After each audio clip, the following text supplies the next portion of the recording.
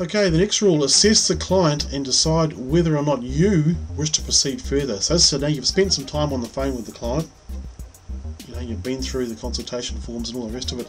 Now assess whether you actually want to proceed further with them.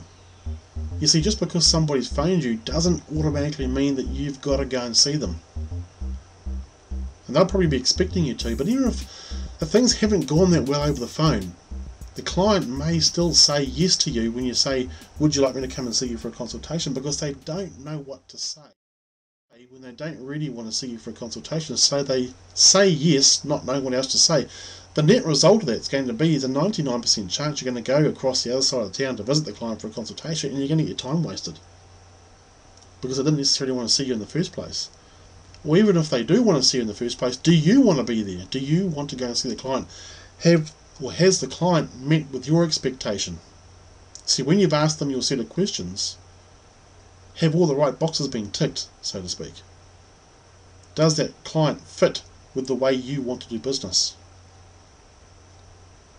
And if that's not the case, then you really should not be going to see that client, because again, the net result's probably going to be time wasted. Your time wasted.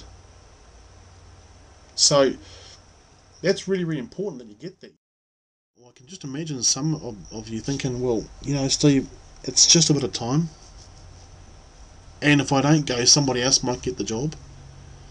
Well, somebody else might get the job. But if you ask the right set of questions over the phone, can you see how this works?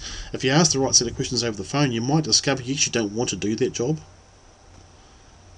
You see, if you decide that you don't want to go and see the client, aren't you better to discover this earlier on in the piece, earlier on in the process, rather than spending a whole bunch of time with the client and perhaps even pricing out the job for you to discover that the client can't afford it after all, or that the client doesn't really suit your needs anyway, after all, whatever it may be. So you're better off to find out early on and then avoid them if necessary.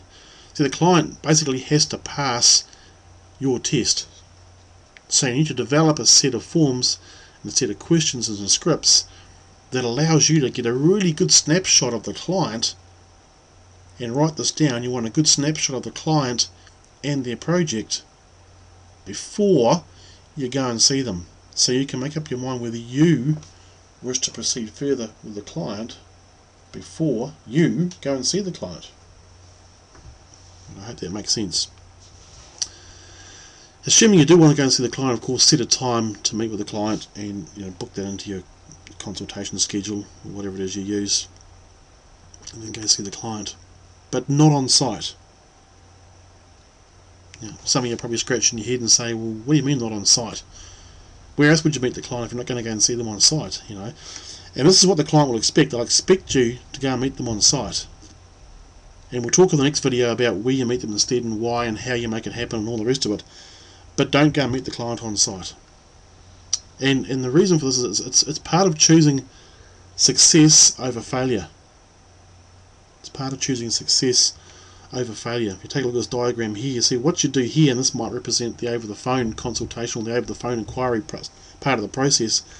What you do here will determine your failure or your success in the next stage, and the next stage may be the consultation. And what you do at the consultation will determine your success or failure at the next stage, which may be whether you get to sell the client a design plan or whatever it may be. And the next stage might be, and so on and so on, all the way through, all the way to the very end. And your success here at the very end will determine whether or not those clients, or that client, then refers you all the way back here again to new clients.